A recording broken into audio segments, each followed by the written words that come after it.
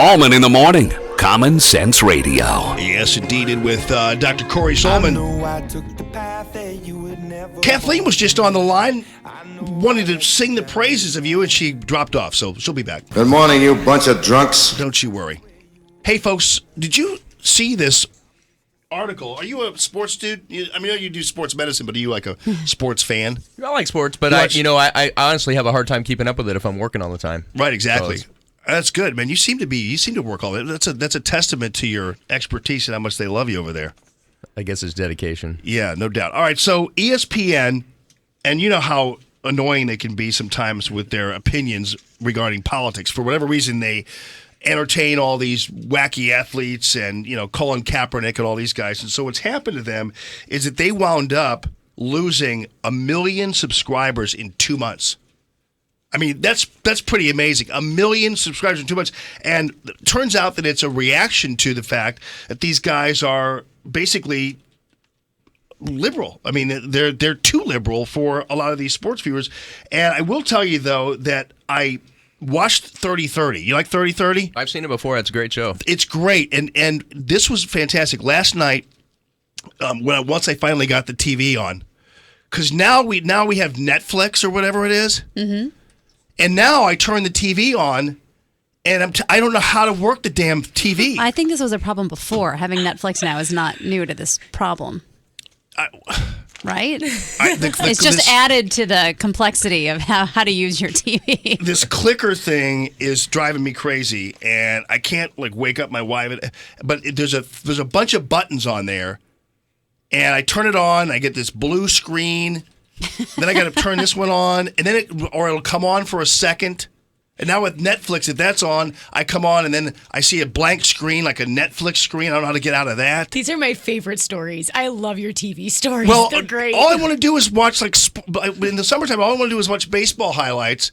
I'd sit there and work on the TV. Finally, I literally just fall asleep on the couch trying to turn the I think your kids need to give you a lesson on using the remote. I know, but the remote's stressful. It is. So I finally did get the TV on.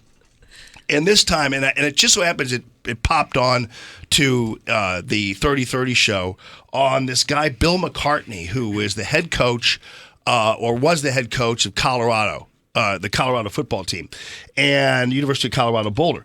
So the whole story is about this guy, and it turns out that one of his football players, his quarterback, impregnated his daughter, the quarterback on the team. And you're looking at me going, dude, why are you where is this going? What does this have to do with orthopedic surgery? It has nothing to do with orthopedic surgery. But I just want to tell you this story because you're here. And then I'll keep you over because we'll talk about orthopedic surgery after the 8 o'clock break. Because I'm sticky. You're my prisoner now, right. Okay? So, but the story is that he wanted his daughter to keep the baby. She was going to have an abortion.